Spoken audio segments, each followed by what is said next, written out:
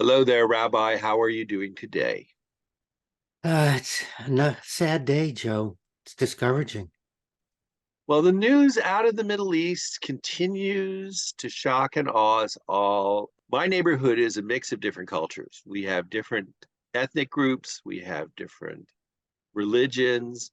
I enjoy and appreciate all of them. And the playground that my daughter grew up on got to experience people speaking Russian, Chinese, different African dialects, and from the Middle East. We had Muslim friends, we had Arab friends, we had all kinds of people, and Jewish friends. So it all worked out well. But now, as I walk down the street, I see people, and everybody has a look of trepidation on them. People look at me nervously, like I'm judging them. And I look at them like, what can I do to reassure them that I'm not? And I smile, and some of them look very relieved, and others just sort of scurry away. What is one to do in these situations? That's what's so discouraging, Joe. Since everybody is wrong, no one is right. And what we're watching is this splitting with both sides, all sides, everybody being right, thinking they're right. And let's look at what it's doing to us. You just described it. This attitude, it's in politics as well. It's in the House of Representatives. It's in the Senate. It's in the race for the president of the United States. I'm right. They're wrong. Vote for me, support me, elect me, give me money, and I'll make it correct or right. I offer what's going on in the Middle East as proof that extremes don't work. We're watching what happens. Both sides are wrong. And we can point to the atrocities, the inhumanity. We can point at all kinds of things that each side is doing. We need to be very careful to stop and not use that to justify our own bad behavior. And that's what I see going on, Joe. Each side points to the other side. Look at what they did to us. Therefore, I'm right in doing what I'm doing. Then the other side says, look at what they are doing, therefore I'm right in what I'm doing. I don't know how we blow the whistle or stop it and send everyone to a neutral corner.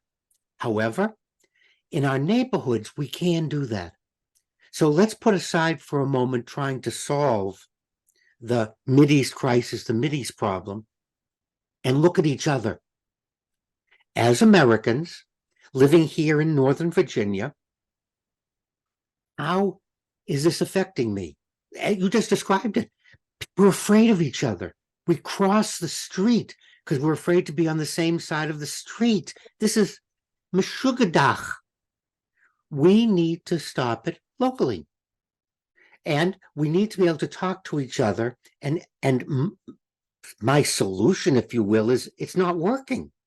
The extremes aren't working. So let's not take a position that doesn't work.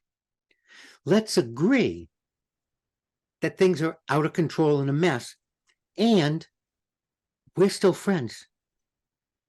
And let's talk to each other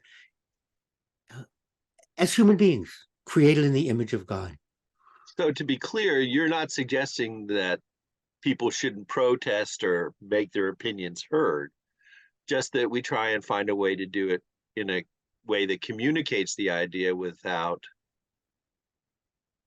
ostracizing everyone Yeah, else. yeah. Let's protest. I think there was a school walkout in Fairfax County that was very peaceful. Of course, the other side of that is the Jewish kids in the schools get nervous when something like that happens. And that's what I'm focusing on. We have to get rid of this nervousness, but the nervousness is coming from the hate, from the extremes, from those that want to kill Jews, those that want to kill Muslims, those that want to kill Sikhs. And so we have to get at the core to get rid of that hate piece so we can look at each other and say, we don't like what's going on. Both sides are committing atrocities, and we want to make a public statement that we don't approve, we don't agree. And you just brought out the fact that Jewish students are nervous because Look at what's happening. The president of a synagogue was stabbed to death. No other reason than being the president of a synagogue. And a young Muslim boy was shot and killed. No reason other than he was a Muslim boy. And so each of us as individuals has to promote respect for each other and not give in to the terrorists, not give in to the extremes. And I would like to offer this as our ending. Malka di Alma, Master, Guardian of the Universe, listen to the cry that rises from Israel and Palestine, from your human family torn by violent conflict. Each of us has been created in the image of the divine and worthy of dignity and respect. Give peace in the land so that we can grow in your image. May world leaders have the wisdom to see beyond the boundaries of race, religion, and nation to that common humanity that makes us all your children, brothers and sisters to one another. Some have taken up arms in anger or revenge, or even in the cause of justice. May they see that the path of peaceful dialogue and constructive collaboration leads to their goals.